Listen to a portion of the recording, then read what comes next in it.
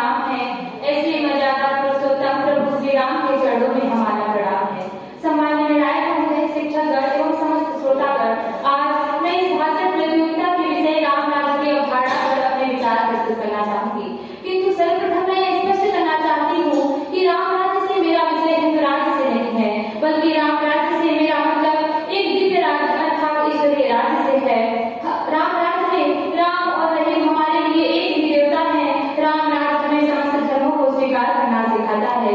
चाहे मेरी कल्पना में राम इस धरा पर रहे हो या नहीं, परंतु राम राज्य सच्चे लोकतंत्र में से एक है, जिसमें एक तुच्छ नागरिक भी बिना किसी महंगी प्रक्रिया से सच्चा न्याय सुनिश्चित करता है। अध्यक्ष महोदय, लेकिन यदि आज के समय में मैं इसे अपनी नजरों से देखती हूँ तो इस संसार में मैं अत्याचार और अनाचार की बढ़ती हुई प्रक्रिया को देखकर मेरा मन व्याकुल होता है। और जैसे ही मैंने राम राज्य की अवधारणा के बारे में चिंतन किया तो मेरे हृदय के ऊपर में वसंत का आगमन हुआ और मेरी आत्मा को परम शांति की अनुभूति होने लगी।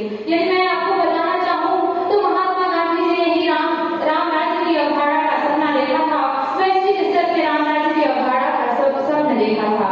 यदि आज मैं स्पष्ट करना चाहती हूँ कि वास्तव में राम राज्य क्या है, राम राज्य तो वह है जहाँ किसी को भी धन के संग्रह की इच्छा न हो, क्योंकि जब प्रभु श्री राम दशानन से युद्ध करने नंगे पांव ही चल देते हैं तो विभीषण अधीर हो उठते हैं।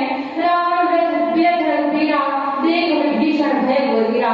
अर्थात विभीषण जब अधीर होकर प्रभु श्री राम से कहते हैं कि हे प्रभु, दशानन तो तीनों लोगों के स्वामी के समान धन अर्जित किए हुए हैं, उसने कुबेर की लंका रखी हुई है और आप नंगे पांव विभीषण से कैसे युद्ध करेंगे। तब प्रभु श्री राम मंद मंद मुस्कुराते हैं और कहते हैं कि अभी तक वीरता का मौन व्रत देखा कहाँ है, अभी तक वीरता का मौन व्रत देखा कहाँ है, सत्य को संघर्ष कर देखा कहाँ है। बहुत देखे होंगे लकड़ी और लोहे के रथ तुमने विभीषण, बहुत देखे होंगे लकड़ी और लोहे के रथ तुमने विभीषण, लेकिन मर्यादा का रथ अभी तक तुमने देखा कहाँ है, मर्यादा का रथ अभी तक तुमने देखा कहाँ है।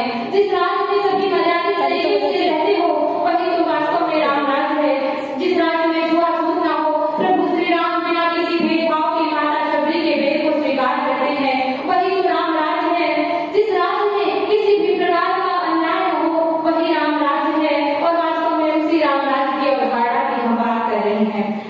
सम्माननीय निर्णायक महोदय, मैं आपको यह बताना चाहती हूँ कि राम राज्य वास्तव में राम राज्य की जो परिकल्पना गांधी जी ने की थी वह क्या थी, जिसमें हर दूसरी स्त्री को एक माता के समान देखा जाए। क्योंकि जब रावण माता सीता का हरण कर लंका ले आया और वह उदास भाव से अपने भाई कुंभकर्ण के पास गया, तब कुंभकर्ण ने कहा, दशानन आज आप व्याकुल क्यों। तब दशानन अपने भाई कुंभकर्ण से यह कहते हैं कि हल्ली हमने मिथिलेश कुमारी अर्थात हमने जानकी जी का हरण कर लिया।